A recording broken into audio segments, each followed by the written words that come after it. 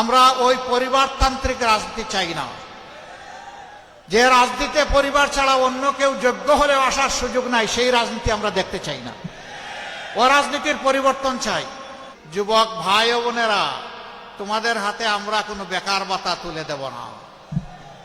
এই বেকার ভাতা তুলে দিয়ে আমরা তোমাদেরকে অপমানিত করতে চাই না।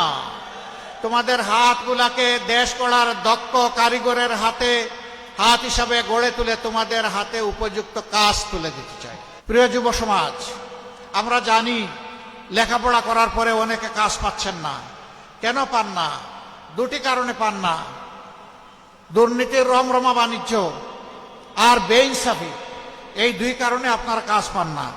আরেকটা কারণ আছে, সেই কারণ হলো যে শিক্ষাটা আমাদের সন্তানদেরকে দেয়া হচ্ছে, এই শিক্ষা দুনিয়ার অনেক প্রয়োজন পূরণের উপযুক্ত নয়। দুর্নীতিবাজ লুকিয়ে বাঁচতে পারবে না, তারটাও স্বয়ংক্রিয়ভাবে আমাদের জালে ধরা পড়ে যাবে। ব্যবসায়ীরা ব্যবসা করবেন নিরাপদে, কোনো টেলিফোন এসে তাকে হুমকি ধমকি দিতে পারবে না। এটাই জামাতে ইসলামী, এটাই জামাতে ইসলামী নেতৃত্ব।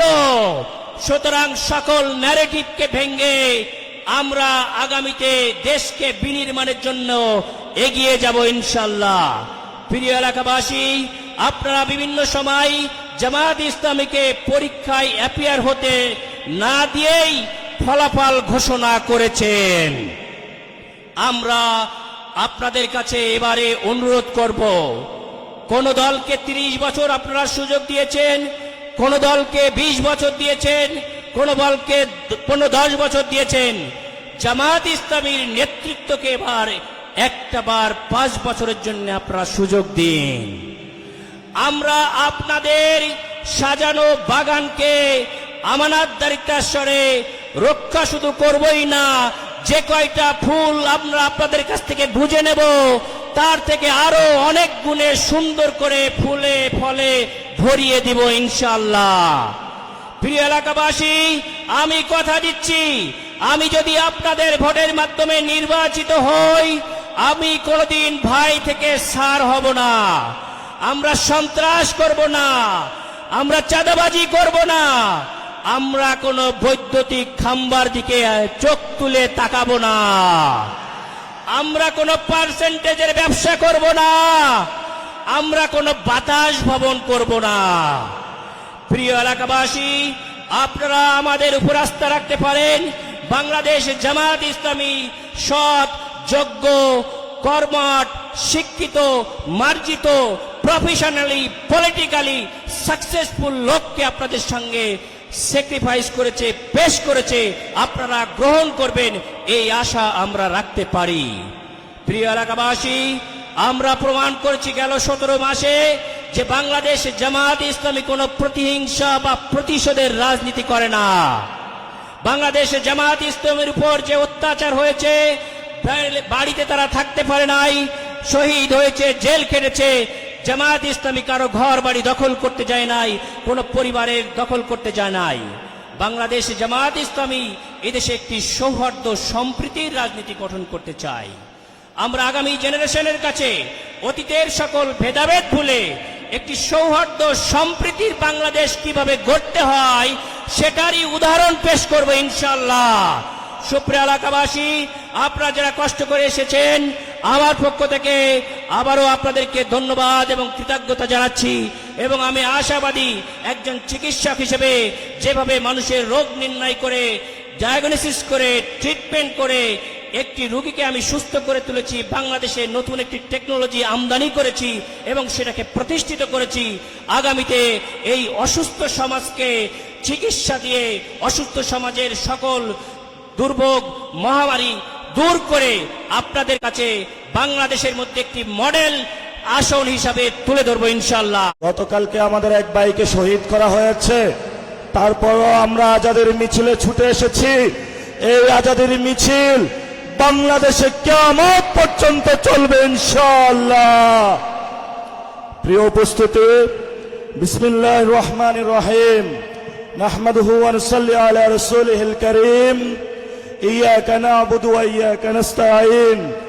আজকের এই ঢাকা 18 আসনে দাঁড়িপাল্লার রাহবার যিনি পুরো বাংলাদেশে মানুষকে স্বপ্ন দেখিয়েছেন, নারীদের ভরসার প্রতীক হয়ে উঠেছেন, তরুণদের ভরসার প্রতীক হয়ে উঠেছেন, সম্মানিত জামায়াত ইসলামীর আমির উপস্থিত হয়েছেন, আরো আছেন এই ঢাকা 18 আসনের আপনাদের আশা এবং আকাঙ্ক্ষার প্রতীক দাঁড়িপাল্লার সম্মানিত প্রার্থী, যাকে আপনারা আগামী 12 তারিখে ভোট দিয়ে জয়যুক্ত করে, গতকালকে যারা আমাদের ভাইকে খুন করেছে আমরা 12 তারিখে প্রতিশোধ নেব ইনশাআল্লাহ। আমরা আগামী 12 তারিখে শহীদ উসমান হাদি ভাইকে যারা খুন করেছে, আগামী 12 তারিখে সংস্কারে হায়ের পক্ষে এবং দাঁড়িপাল্লার পক্ষে ঢাকা 18 খালেকুজ্জামান ভাইকে নির্বাচিত করে আমাদের শহীদি কাফেলার ঢাকা 17 যে ভাই আছেন তাকে জয়যুক্ত করে বাংলাদেশের ইতিহাসে তরুণ সমাজের আইকন, যিনি ডাক্তারদের প্রতিকৃত ভাইকে নির্বাচিত করে বাংলাদেশে একটি নবচেতনা সূচিত করব ইনশাআল্লাহ। আমি ভাইকে আমার পাশে আসার জন্য একটু অনুরোধ জানাচ্ছি। ভাই আপনি আসবেন আমার সাথে। Doctor SM. খালেদুজ্জামান ভাইকে নির্বাচিত করবেন আপনারা সবাই হাত তুলে শপথ করে। ভাই কি এইচএসসি পাস নাকি ডাক্তার? ভাই টেন্ডারবাজের বিরুদ্ধে দাঁড়াবে, চাঁদাবাজের বিরুদ্ধে দাঁড়াবে, দুর্নীতির বিরুদ্ধে দাঁড়াবে, সন্ত্রাসের বিরুদ্ধে দাঁড়াবে। এই এলাকার ব্যবসায়ী ভাইরা যারা রাতের বেলায় টেলিফোনের আড়ালে আপনাদের ঘুম হারাম হয়ে যাচ্ছে, আপনাদের রাতে শান্তিতে ঘুমাতে পারবেন। ডাক্তার খালেদুজ্জামান ভাইয়ের কাছে আসবেন। গরিবের ডাক্তার হিসেবে যেভাবে দাঁড়িয়েছেন, কুড়িল বস্তিবাসীর পাশে যেভাবে ছিলেন, আগামীতেও আপনাদের পাশে থাকবেন। আমিরে জামাতের প্রার্থী দাঁড়িপাল্লাকে জয়যুক্ত করে ঢাকা 17-তে ন্যায় ইনসাফের প্রার্থীকে আপনারা আগামী 12 তারিখে জয়যুক্ত করবেন। ভাইকে আপনাদের কাছে আমানত রেখে গেলাম। যারা এনসিপির এখানে রয়েছেন আপনারা ভাইকে সহযোগিতা করবেন। যারা 11 দলীয় জোটের জয়েছেন তারা আপনার ভাইকে সহযোগিতা করবেন। এটা আমিরে জামাতের নির্দেশ, আমাদের এনসিপি থেকে নির্দেশ। ইনশাআল্লাহ 12 তারিখে জয় হবে। আমরা আজাদির যাত্রা গড়তে চাই, আমরা আজাদির মিছিলের যাত্রী। আমরা বাংলাদেশে যতদিন 18 কোটি মানুষ জীবিত থাকবে, ভারত থেকে যারা চোখ রাঙানি দিবে, বাংলাদেশে ভারতের যারা গোলাম চোখ রাঙানি দিবে, আমাদের রক্ত গঙ্গার উপর দিয়ে তাদের যেতে হবে ইনশাআল্লাহ। সবাই ভালো থাকবেন, সবাই সুস্থ থাকবেন, এক আল্লাহর উপরে ভরসা করে আগামী 12 তারিখে ভোট কেন্দ্রে যাবেন, ভোট দিবেন, ভোট রক্ষা করবেন। আমানত হিসাবে বিজয়ের ফলাফল নিয়ে ঘরে আসবেন।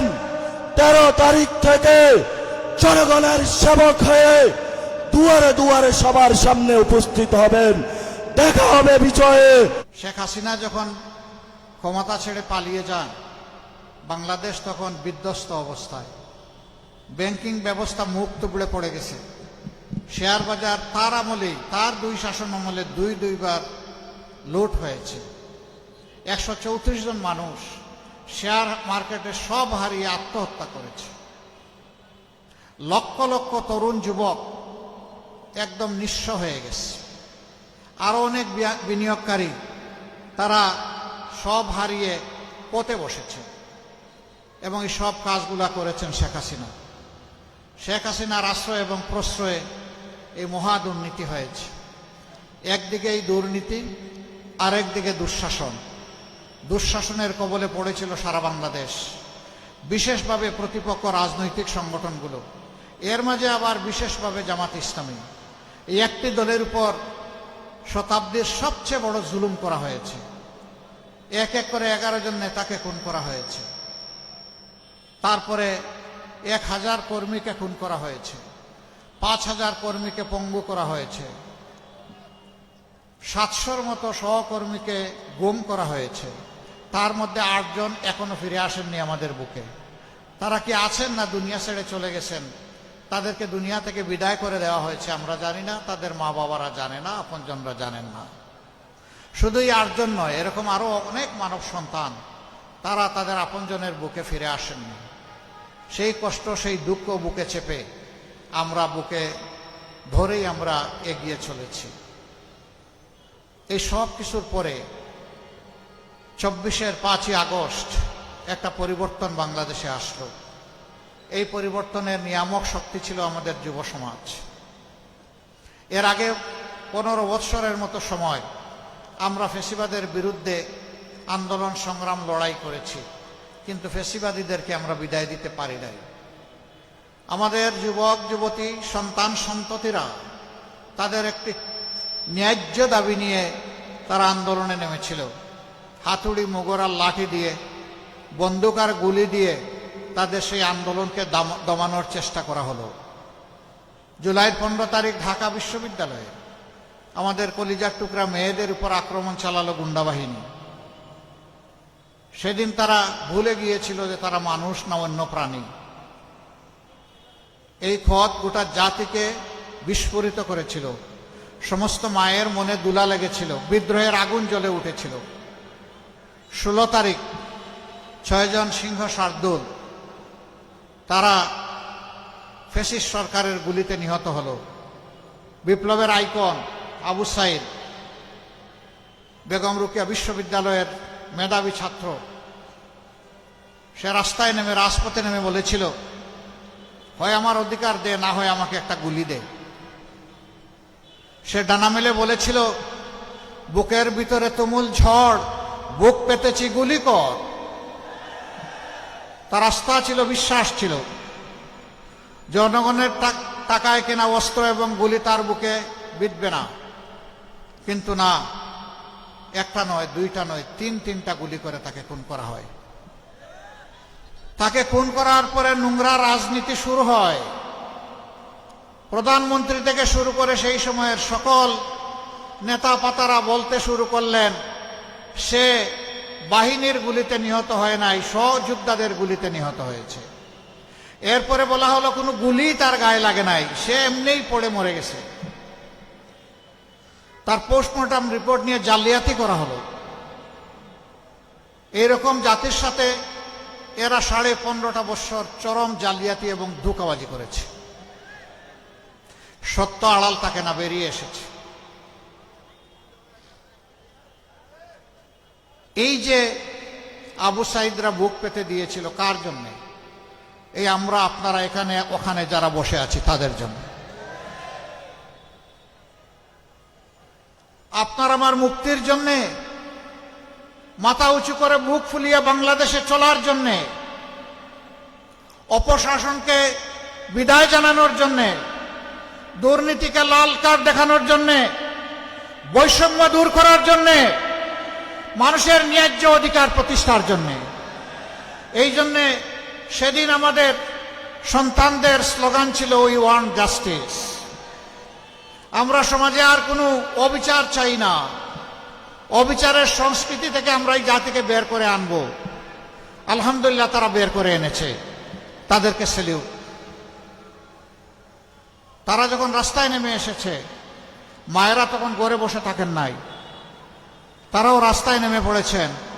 সন্তান তার লড়াই করবে অন্যায়ের বিরুদ্ধে, মা বসে থাকবেন ঘরে। বিপ্লবী মাদের জন্য এটা মানায় না। এই জন্য মারাও সেদিন রাস্তায় নেমে এসেছিলেন। এমনকি এক মা তো তার 10 মাসের অবুঝ শিশুকে বুকে তুলে নিয়েই রাস্তায় নেমে পড়েছিলেন। সাংবাদিকরা তাকে জিজ্ঞেস করেছিল, আপনি এই কাজটা করতে গেলেন কেন? তিনি বললেন, কি কাজ করেছি? বললেন যে আপনি তো সাংঘাতিক কাজ করেছেন। এই অবুঝ শিশুকে বুকে নিয়ে কুলে নিয়ে মুহুর্মুহু গুলির সামনে, যেখানে একটার পর একটা বিপ্লবীদের লাশ পড়ছে, সেখানে আপনি আসলেন কেন? তিনি বলেছিলেন, সো হোয়াট, কি হয়েছে? বলে, হ্যাঁ কি হয়েছে মানে? গুলি এসে যদি আপনার বুক কিংবা সন্তানের বুক অথবা দুইজনকেই যদি আফুড় করে দেয়, বলেছেন নো ম্যাটার, আমি এবং আমার সন্তান শহীদের তালিকায় নাম লেখায় ফেলব।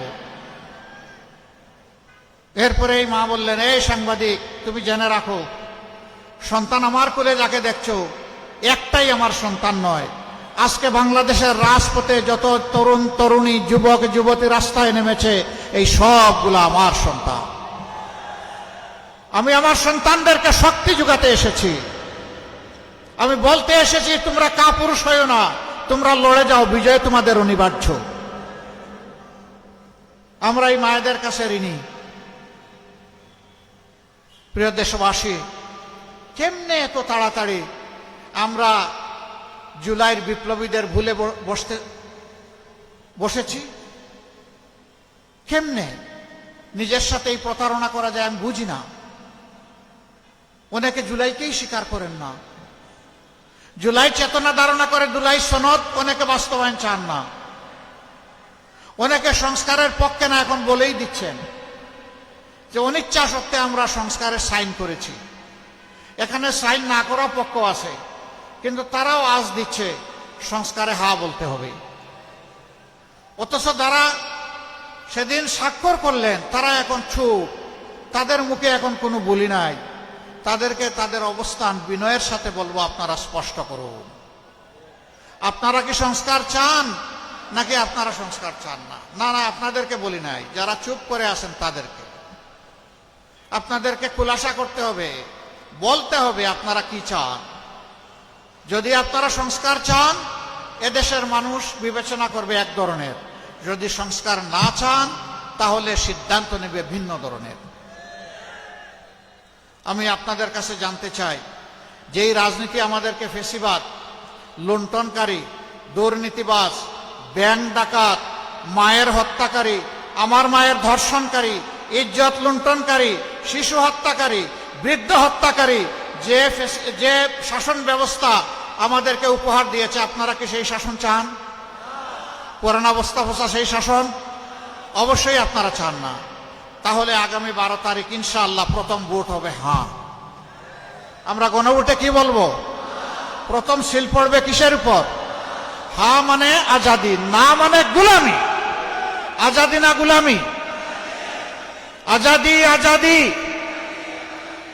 সম্মানিত ভাইরা এবং আমার বোনেরা, এই আমরা কয়েকজন মানুষ দায়িত্ব নিলে ইনশাআল্লাহ আমরা চেহারা পাল্টে দিতে পারবো। আমরা ঘরে ঘরে, জনে জনে, আপনজন, প্রিয়জন, পাড়া প্রতিবেশী, কর্মস্থলের সাথী সবাইকে আমরা বুঝাবো, আমরা মর্যাদা নিয়ে বাঁচতে চাই, আমরা নূতন বাংলাদেশ চাই। আমরা গর্ব করে বলতে চাই আমি বাংলাদেশ। আপনি বলবেন আপনিই বাংলাদেশ। আমরা সেই বাংলাদেশটি গড়তে চাই, যে বাংলাদেশের নাগরিক হয়ে গর্বের সাথে পরিচয় দেওয়া যাবে যে আমি একজন বাংলাদেশী। এখন সেই পরিচয় সংকট অনেক জায়গায় আছে।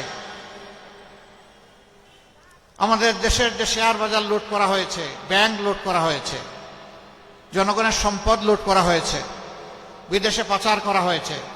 বাংলাদেশ ব্যাংকের তথ্য অনুযায়ী অফিসিয়ালি যেই মানির সন্ধান পাওয়া গেছে তার পরিমাণ হচ্ছে 28 লক্ষ কোটি টাকা। বাংলাদেশের রাষ্ট্রীয় বাজেটের 4 গুণ বার্ষিক বাজেটের। আমরা আপনাদেরকে কথা দিচ্ছি, আপনাদের ভালোবাসায় ভোটে আল্লাহ যদি আমাদেরকে সুযোগ দেন, নির্বাচিত করেন, এই দেশ সেবার দায়িত্ব আমাদের হাতে আল্লাহ তুলে দেন, আমরা ওই সমস্ত লুটেরাদের মুখ দিয়ে পেটের ভিতরে হাত ঢুকিয়ে আপনাদের এই অর্থ উদ্ধার করে নিয়ে আসবো ইনশাআল্লাহ। এই অর্থ কোনো পরিবার, কোনো গোষ্ঠীর প্রয়োজনে ব্যয় হবে না। এই অর্থ রাষ্ট্রীয় কোষাগারে সংযুক্ত করা হবে ইনশাআল্লাহ। আর তাই দিয়ে এই দেশের যুবকদের হবে কর্মসংস্থান, এই দেশের জনগণের হবে উন্নয়ন ইনশাআল্লাহ।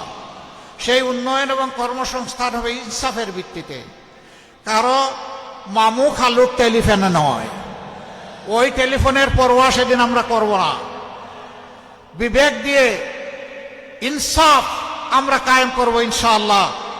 যার যেটা অধিকার, যার যেটা হক, তার হাতে সেটা পৌঁছে দেওয়া হবে আমাদের দায়িত্ব। মানুষকে সেদিন আন্দোলন করতে হবে না, মিছিল করতে হবে না। অনেকে আবার এটার ভুল ব্যাখ্যা করে, কয় আপনারা কি বন্ধ করে দিবেন ফ্রিডম অফ এক্সপ্রেশন?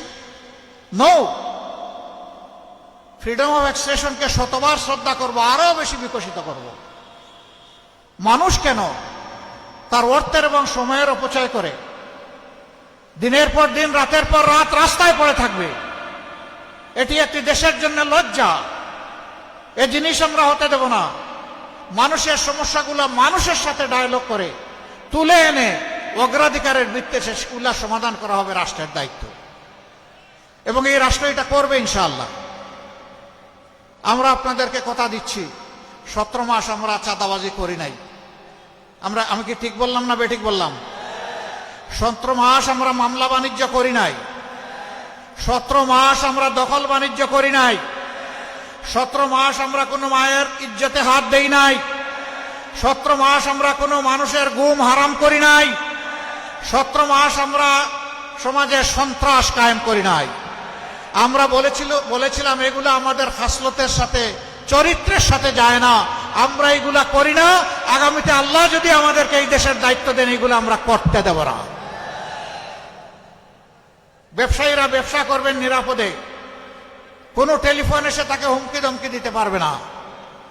এখন ডিজিটাল যুগ, ইনশাআল্লাহ আমরা সেই অ্যাপস ডেভেলপ করে আপনাদের হাতে তুলে দেব। চাঁদাবাজ আপনার কাছে আসা মাত্রই তার সমস্ত ডকুমেন্ট এবং ইনফরমেশন যথাস্থানে চলে যাবে। আপনার কিছুই করা লাগবে না, স্বয়ংক্রিয়ভাবে অ্যাপস চালু হয়ে যাবে। দুর্নীতিবাজ লুকিয়ে বাঁচতে পারবে না, তারটাও স্বয়ংক্রিয়ভাবে আমাদের জালে ধরা পড়ে যাবে। তবে হ্যাঁ, চাঁদাবাজ দুর্নীতিবাজ যারা, তাদের জন্য সুসংবাদ আছে। তোমরাও এই সমাজের মানুষ, আমরা তোমাদেরকেও সম্মান জানাতে চাই, ভালোবাসতে চাই। কিন্তু এখন যে অপকর্ম করছো তা করলে নয়, এখান থেকে সরে আসো। আমরা তোমাদেরকে শিক্ষিত এবং প্রশিক্ষিত করে তোমাদের হাতেও মর্যাদার কাজ তুলে দেব ইনশাআল্লাহ। সেদিন হালাল রুজি করে তোমরাও ইজ্জতের সাথে, সম্মানের সাথে বাঁচবা। প্রিয় যুব সমাজ, আমরা জানি লেখাপড়া করার পরে অনেকে কাজ পাচ্ছেন না। কেন পান না? দুটি কারণে পান না। দুর্নীতির রমরমা বাণিজ্য আর বেইনসাফি, এই দুই কারণে আপনারা কাজ পান না। আরেকটা কারণ আছে, সেই কারণ হলো যে শিক্ষাটা আমাদের সন্তানদেরকে দেয়া হচ্ছে, এই শিক্ষা দুনিয়ার অনেক প্রয়োজন পূরণের উপযুক্ত নয়। ইনশাআল্লাহ আমাদের কাজ হবে শিক্ষায় নজর দেওয়া, দক্ষ মানুষ তৈরি করা, চরিত্রবান দেশপ্রেমিক নাগরিক তৈরি করা, যারা দেশকে নিজের অন্তরে ধারণ করবে, বলবে এদেশ আমার দেশ, 18 কোটি মানুষের কাছে আমি ঋণী, আমার শিক্ষার বিকাশে সকলের অবদান আছে, অতএব আমাকে ঋণ পরিশোধ করতে হবে এই জাতির। এই অনুভূতি নিয়ে তারা জাতিকে সেবা দিবে ইনশাআল্লাহ। আমরা পরিষ্কার বলে দিচ্ছি, যুবক ভাই ও বোনেরা, তোমাদের হাতে আমরা কোনো বেকার ভাতা তুলে দেব না। এই বেকার ভাতা তুলে দিয়ে আমরা তোমাদেরকে অপমানিত করতে চাই না। তোমাদের হাতগুলাকে দেশ গড়ার দক্ষ কারিগরের হাতে হাত হিসাবে গড়ে তুলে তোমাদের হাতে উপযুক্ত কাজ তুলে দিতে চাই। সেদিন এই কাজ করবা, দেশ গড়বা, বুক ফুলিয়ে বলবা আমি বাংলাদেশ, এ বাংলাদেশ আমার, এ বাংলাদেশের জন্য আমি অনেক কিছু করতে চাই। যেইভাবে বুক চিতিয়ে যুদ্ধ করেছিলাম, লড়াই করেছিলাম, সেই লড়াইয়ের দাবি আমার কার্যক্রম দিয়ে আমি পূরণ করতে চাই। যুবকরা রাজি নাকি বেকার ভাতা? না, বেকার ভাতা নাই। ওকে ফাইন, ইনশাআল্লাহ আমরা সবাই মিলে বাংলাদেশ গড়ব। আমি কি করব? আমি তো একজন বয়স্ক মানুষ, আমাকে কি তোমাদের দলে রাখবা? আমি আছি তোমাদের সাথে, আমিও যুবক আলহামদুলিল্লাহ। যুবক সেই ব্যক্তি যার যৌবনের উদ্দীপনা থাকে, বুড়া সেই ব্যক্তি বয়স 22 বছর হলেও সব কিছু দেখে যে ভয় পায়, সে হইল বুড়া। আমরা ওই বুড়া হতে চাই না ইনশাআল্লাহ তাআলা আজিম। এই এলাকা বাংলাদেশের সবচেয়ে শিক্ষিত মানুষের এলাকা। এই এলাকার মানুষ বহু জাতের অশান্তিতে আছেন। সবচেয়ে বড় অশান্তিটা তাদের উপর নানা ধরনের মানসিক নির্যাতন করা হয়। আমরা এই ভাই বোনদেরকে আশ্বস্ত করছি, আপনাদের বুটের আমানত যদি আমাদেরকে সমঝান, আমাদের উপর আস্থা রেখে, আমাদের দায়িত্ব হবে আপনাদের আস্থার প্রতিদান দেওয়া। তখন আর কোনো জালেম ওই টেলিফোন করে আপনাকে কষ্ট দিতে পারবে না, বাড়ির গেইটে এসে হুমকি দিতে পারবে না, সন্ত্রাসী পাঠিয়ে আপনার জীবনকে অতিষ্ঠ করে তুলতে পারবে না। ইনশাআল্লাহ আমরা ওই সমস্ত সন্ত্রাসী এবং দুর্নীতিবাজদের গাছের পাতা ধরে টান দিব না, ওদের মূল সহ টান দিব। সুযোগ দিব সংশোধনের, সুযোগ গ্রহণ না করলে শাস্তির জন্য তাদেরকে প্রস্তুত থাকতে হবে। এই ব্যাপারে আমরা হব চরম কঠোর এবং নির্দয়। এই ব্যাপারে কাউকে ছাড় দেওয়া হবে না। ধর্ম, বর্ণ, দল নির্বিশেষে যোগ্য ব্যক্তিটি যোগ্য জায়গায় পৌঁছে যাবেন সমাজের, এটি তার অধিকার। এটা আমরা নিশ্চিত করব ইনশাআল্লাহ। আমরা সমাজে ন্যায় বিচার সবার জন্য কায়েম করব, এটি আমাদের অঙ্গীকার। ন্যায় বিচার কায়েম না হলে একটা সমাজ কখনো টেকসই সমাজ হবে না, সভ্য সমাজ হবে না, উন্নয়ন অগ্রগতি অর্জন করতে পারবে না। যে অপরাধে একজন সাধারণ মানুষের বিচার হবে, শাস্তি হবে, একই অপরাধ করলে দেশের প্রেসিডেন্টকে আমরা ছেড়ে কথা বলবো না। তাকেও সমানভাবে বিচারের আওতায় আসতে হবে। কারো জন্য কোনো ধরনের ইম্পিউনিটি থাকবে না, কোনো দায় মুক্তি দেওয়া হবে না। সবাইকে দায়ী থাকতে হবে তার কর্মের জন্য। আমরা সেই বাংলাদেশটি গড়তে চাই। আরেকটা কথা আমাদের, আমরা চাই না আমি জামাতের আমির, বংশানুক্রমে আমার ছেলে হোক জামাতের আমির। আমরা ওই পরিবারতান্ত্রিক রাজনীতি চাই না, যে রাজনীতিতে পরিবার ছাড়া অন্য কেউ যোগ্য হলেও আসার সুযোগ নাই, সেই রাজনীতি আমরা দেখতে চাই না। ও রাজনীতির পরিবর্তন চাই। রাজার ছেলে রাজা হবে, একজন শ্রমিকের ছেলেও প্রধানমন্ত্রী হবে ইনশাআল্লাহ, যদি তার যোগ্যতা থাকে। ওই বাংলাদেশ আমরা গড়তে চাই, যেখানে সত্যিকারের মেরিটোক্রেটিক সোসাইটি হবে, যেখানে পলিটোক্রেটিক সোসাইটি হবে না। রাজনীতির আনুগত্য দেখে কাউকে মূল্যায়ন করা হবে না, মূল্যায়ন করা হবে তার মেধা এবং দেশপ্রেম দেখে। এই দুই জিনিস যার আছে সে অবশ্যই মূল্যায়িত হবে। সেই দেশটাই আমরা গড়তে চাই। অনেকে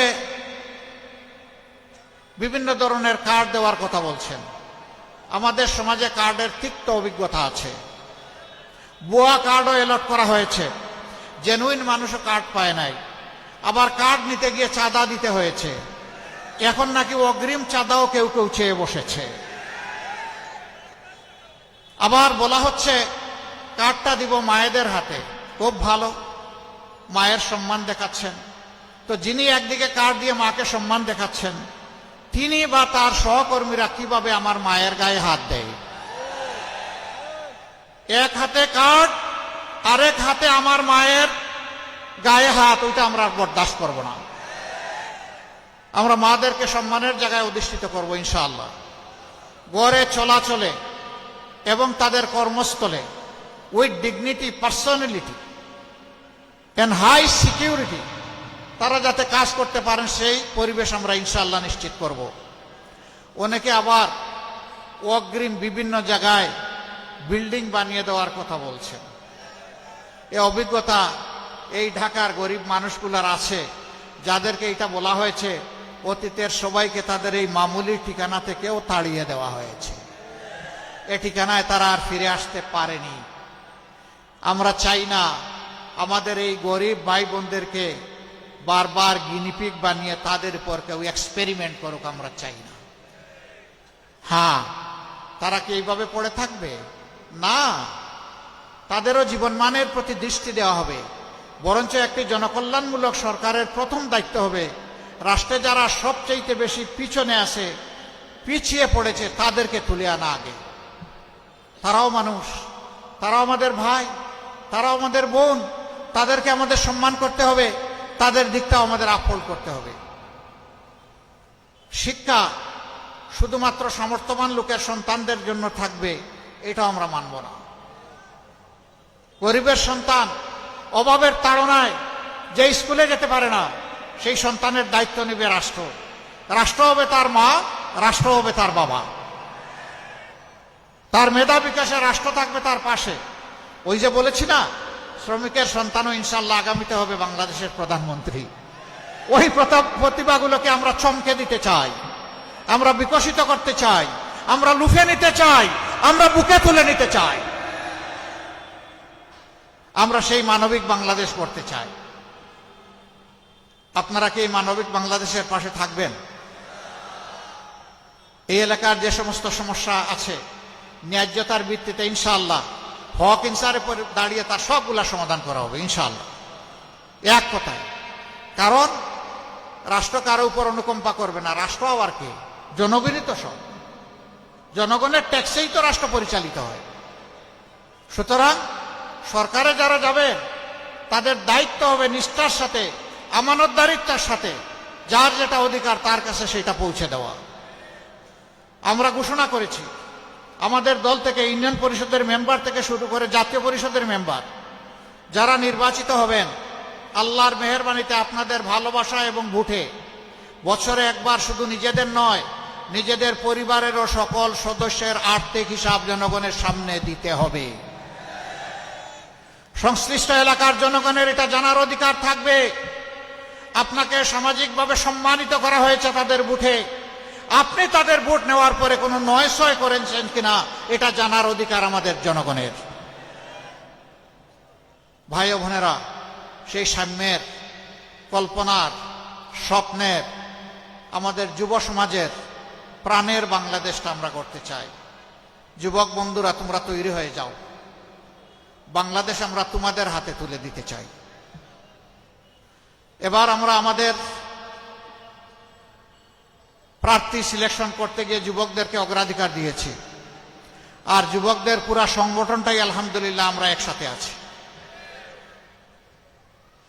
সেদিন যুবকরা থাকবে, বাংলাদেশ নামের যে প্লেন, সেই প্লেনের ককপিটে বসে থাকবে ক্যাপ্টেন হিসাবে যুবকরা, আমরা ইনশাল্লাহ বসে থাকবো প্যাসেঞ্জার সিটে। এবং সেই প্লেন তার নির্দিষ্ট গন্তব্যে সময় মতো পৌঁছে যাবে ইনশাআল্লাহ। আমরা পিছন নিয়ে আর কামড়াকামড়ি করব না, আমরা সামনে নিয়ে এগিয়ে যেতে চাই। সর্বশেষ শহীদ গতকাল আমার যে ভাইকে শহীদ করা হয়েছে তার দোষ কি ছিল? এর আগে উসমান হাদিকে শহীদ করা হয়েছে, তার কি দোষ ছিল? আমরা এই সমস্ত শহীদদেরকে, আমরা আবু সাইদকে, আবু সাইদের সহযোদ্ধাদেরকে আমরা কথা দিচ্ছি ইনশাআল্লাহ এই বাংলার মাটিতে তোমাদের হত্যাকারীদের বিচার হবে। আমরা ন্যায্যতার ভিত্তিতেই বিচার করব, কোনো অন্যায় বিচার কারো উপর চাপিয়ে দেওয়া হবে না। যার যেটা পাওনা সেটাই তাকে দেয়া হবে। অতীতে যেমন অবিচার করা হয়েছে আমরা সেই অবিচার আর দেখতে চাই না, আমরা ন্যায় বিচারটা দেখতে চাই। আসুন সেই প্রত্যাশার বাংলাদেশ গঠনে আমরা এগিয়ে যাই। ৩০০টি আসনে 11টি দল নিজস্ব মার্কা নিয়ে যে জায়গায় যাকে দেওয়া হয়েছে তারা প্রতিদ্বন্দ্বিতা করছেন। ঢাকা 17 আসন, এখানে আমরা দিয়েছি ডাক্তার খালেদুজ্জামানকে, আমি তাকে এখানে আসার জন্য আহ্বান জানাবো। এখানে 11 দলের পক্ষ থেকে আমরা সকলে তাকে করেছি আমাদের প্রতিনিধি। আমরা এখন সকলের পক্ষ থেকে তার হাতে ইনসাফের প্রতীক এই দাড়িপাল্লা তুলে দিলাম। ধরো শক্ত করে, উঁচু করে ধরো, তোমাকে ধরতে হবে, তুমি চাললে হবে না। আল্লাহ তাকে এই পাল্লার ন্যায্যতার ভিত্তিতে এই এলাকার দায়িত্ব ইনসাফের ভিত্তিতে পালন করার তৌফিক দিন ইনশাআল্লাহ। 12 তারিখ বিজয় ছিনিয়ে এনে আপনারা আপনাদের হিসাব বুঝে তারপরে ঘরে ফিরবেন। ঘরে ফিরে আল্লাহ শুকরিয়া আদায় করে 2 রাকাত নামাজ আদায় করবেন, চোখের পানি দিয়ে 4টা সেজদা দেবেন। আল্লাহ যাদেরকে তার ভালোবাসার জন্য বিজয়ী করবেন একান্ত মেহেরবানিতে, তারা যেন তাদের উপর অর্পিত দায়িত্ব পালন করতে পারে তাদের জন্য দোয়া করবেন। মার্কা আছে? কোন সে মার্কা? আরো জুড়ে। সারা বাংলায় 17 আসনে 12 তারিখ সকাল সন্ধ্যা বিজয় হবে ইনশাআল্লাহ, ইনশাআল্লাহ। আল্লাহ তাআলা কবুল করুন। এরপরে আমি আমাদের ভাই আরিফুল ইসলাম আদিব, যাকে আমরা ঢাকা 18 আসন থেকে, পার্শ্ববর্তী আসন থেকে আমরা 11 দলের পক্ষ থেকে প্রতিনিধি মনোনীত করেছি। আমরা আশা করি জনগণ তাকে নির্বাচিত করবে ইনশাআল্লাহ। তার প্রতীক হচ্ছে শাপলা কলি। তার প্রতীক কি? প্রতীক আছে? কোন সে প্রতীক? কোন সে প্রতীক? সারাদিন 12 তারিখ বিজয়ের মালা ইনশাআল্লাহ। সবাইকে ধন্যবাদ। আসুন আমরা মহান আল্লাহ শুকরিয়া আদায় করে তার তরে স্লোগান দিয়ে বিদায় নেই। লিল্লাহি তাকবীর, লিল্লাহি তাকবীর, ইনকিলাব ইনকিলাব, জিন্দাবাদ জিন্দাবাদ।